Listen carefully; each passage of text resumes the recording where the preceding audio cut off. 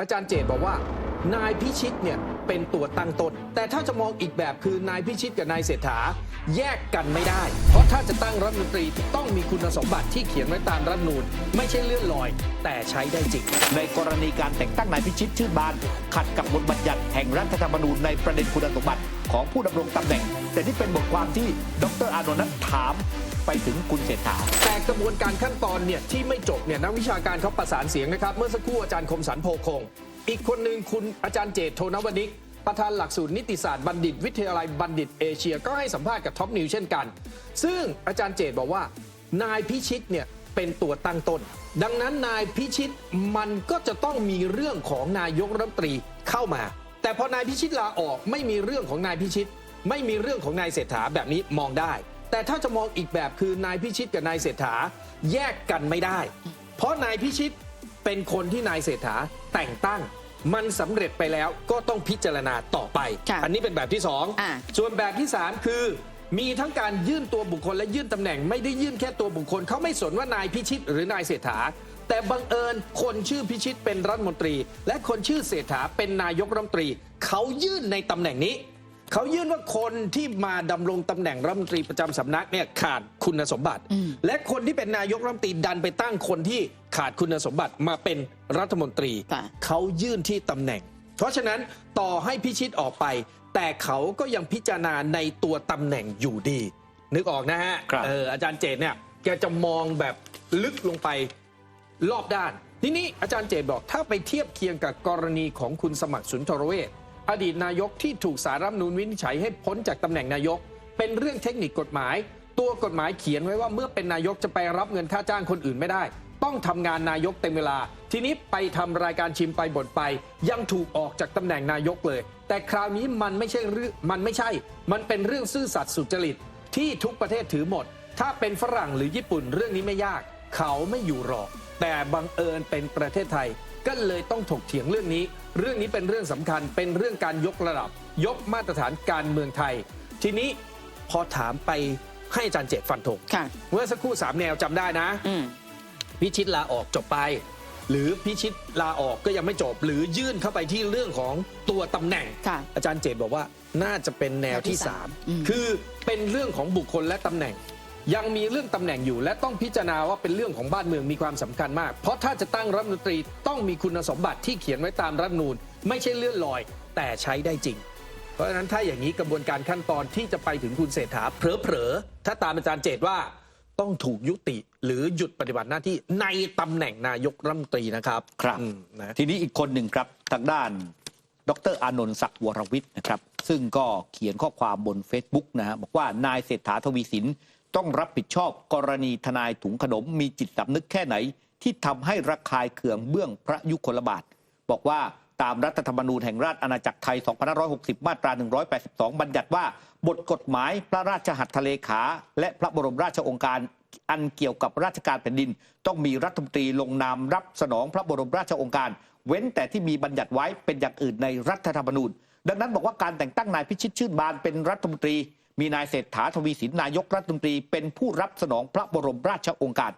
ดังนั้นเนี่ยนะครับ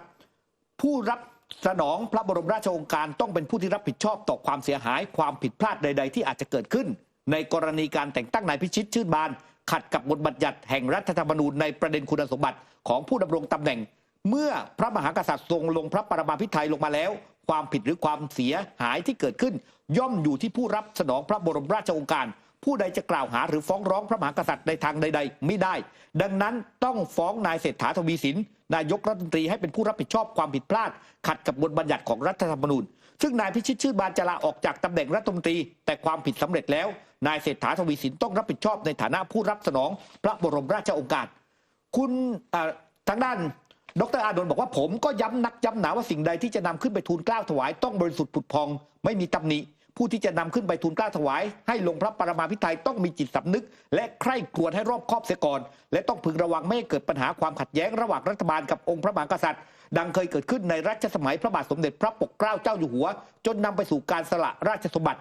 แล้วก็บอกว่าโปรดอ่านบทความพระราชอำนาจในการตักเตือนยับยั้งการโปรดเกล้าแต่งตั้งบุคคลและการตรากฎหมายจิตสำนึกของผู้ถวายทูลเกล้า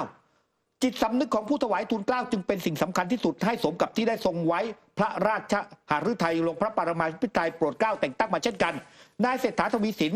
บังอาจนำรายชื่อของนายพิชิตชื่นบานทนายถุงขนมขึ้นไปกราบบังคมทูลพระกรุณาให้ลงพระปรมาภิไธยเป็นการระคายเคืองเบื้องพระยุคลบาทเป็นอย่างยิ่งก็ต้องถามว่านายเศรษฐาทวีสินมีจิตสำนึกแค่ไหนเคยสำนึกในพระมหากรุณาธิคุณบ้างหรือไม่แล้วจะรับผิดชอบอย่างไรนี่เป็นคำถามจากดร.อานนท์ศักดิ์วรวิทย์วันนี้เราไม่รู้นะว่าตกลงแล้วเนี่ยศาลจะพิจารณาเรื่องของนายพิชิตอย่างไรเรื่องของคุณเศรษฐาอย่างไร แต่นี่เป็นบทความที่ดร.อานนท์นั้นถามไปถึงคุณเศรษฐานะฮะอีกท่านหนึ่งค่ะคุณเทพมนตรีลิมปะพยอมนะคะท่านก็มีการโพสต์ข้อความแล้วก็โพสต์สั้นๆบอกว่าถ้าพูดอย่างตรงไปตรงมาเนี่ยคุณเศรษฐาก็ต้องลาออกจากตำแหน่งนายกเพราะว่าเป็นผู้รับสนองพระบรมราชโองการเมื่อมีรัฐมนตรีลาออกไปด้วยข้อหาเรื่องของจริยธรรมถ้าเป็นต่างประเทศเนี่ยเขาคงลาออกไปแล้วอีกประเด็นเรื่องหนึ่งนะคะที่ผู้สื่อข่าวแล้วก็หลายคนเนี่ยตั้งข้อสังเกตว่ามันจะสอดคล้องกันไหมเพราะว่าจู่ๆสว.ดิเรกฤทธิ์มีการทำหนังสือลาออกจากกรรมาธิการการพัฒนาการเมืองและการมีส่วนร่วมของประชาชนวุฒิสภานะซึ่งดำรงตำแหน่งเป็นรองประธานมาเนี่ยแล้วปรากฏว่าเหตุผลที่คุณดิเรกฤทธิ์ให้เอาไว้เนื่องจากว่าไม่สะดวกใจในการปฏิบัติหน้าที่ในคณะกรรมาธิการบางประเด็นจึงขอลาออกจากคณะกรรมาธิการผู้สื่อข่าวรายงานแบบนี้นะคะว่าการลาออกของสว.ดิเรกฤทธิ์เนี่ยหลายคนมองว่าน่าจะเกิดจากความขัดแย้งกรณีที่สว.ร่วมกันลงชื่อในการถอดถอนนายกเศรษฐาทวีสินแล้วก็นายพิจิตรชื่นบานเนื่องจากปัญหาเรื่องของคุณสมบัติแล้วสว.ก็เสียงแตกเพราะว่าอย่างสว.เสรีสุวรรณพานนท์เนี่ยพอไปดูข้อกฎหมายสว.เสรีสุวรรณพานนท์เนี่ยเขามองว่าการสิ้นสุดสมาชิกภาพของสว.เนี่ยสิ้นสุดไปแล้วฉะนั้นไม่มีการยื่นในการไปตรวจสอบคุณสมบัติแต่คุณดิเรกฤทธิ์เนี่ยมองว่าในเมื่อตัวบทกฎหมายเนี่ยบอกว่าต้องสามารถปฏิบัติหน้าที่ต่อไปได้ฉะนั้นก็น่าจะเป็นสิทธิ์ในการที่จะไปยื่นค่ะก็เลยมีความเห็นแตกต่างกันแต่ล่าสุดนี้ก็ลาออกจากตำแหน่งของกรรมาธิการแล้วด้วยนะคะครับก็คือตัวรัฐมนตรีพิชิตก็ลาออกคุณดิเรกฤทธิ์ก็ลาออกแต่ลาออกจากคณะกรรมาธิการนะครับส่วนสิทธิ์ในการยื่นมีหรือไม่มีเหมาะสมหรือไม่เหมาะสมพิชิตจะผิดจริงนายกจะผิดหรือไม่เป็นเรื่องที่เราต้องพิจารณากันต่อไปเรื่องของนายกรัฐมนตรีก็รอศาลรัฐธรรมนูญพรุ่งนี้ที่จะวินิจฉัยนะครับกลับเข้ามาวันนี้22 พฤษภาคม 2567 ครบรอบ10 ปีอย่างที่ผมว่าของการรัฐประหารยึดอำนาจจากรัฐบาลรักษาการที่มีนายชัยเกษมนิติสิริเป็นรักษาการนายกรัฐมนตรีในวันนั้น22 พฤษภาคม 2557 แต่คนหนึ่งที่ออกจากประเทศไทยไปตั้งแต่ปี 2560 ด้วยข้อหาปล่อยปละละเลยให้เกิดการทุจริตในโครงการจำนำข้าวมีโทษจำคุก 5 ปี นั่นก็คือนางยิ่งลักษณ์ชินวัตรนะครับอดีตนายกรัฐมนตรีที่อยู่ระหว่างการหนีคดีก็โพสต์ข้อความว่านับเป็นเวลา10 ปีจากการเกิดรัฐประหารจนมาถึงวันนี้เป็นเวลาที่ยาวนานแต่ยิ่งลักษณ์บอกว่าเขาเริ่มมีความหวังคือการได้เห็นประเทศกลับคืนสู่หนทางแห่งประชาธิปไตยจะมีมาร่วมสนับสนุนท็อปนิวส์นำเสนอความจริงได้แล้ววันนี้เพียงกดปุ่ม Super Thanks แล้วเลือกจำนวนเงินตามที่ต้องการได้เลยครับขอบคุณครับ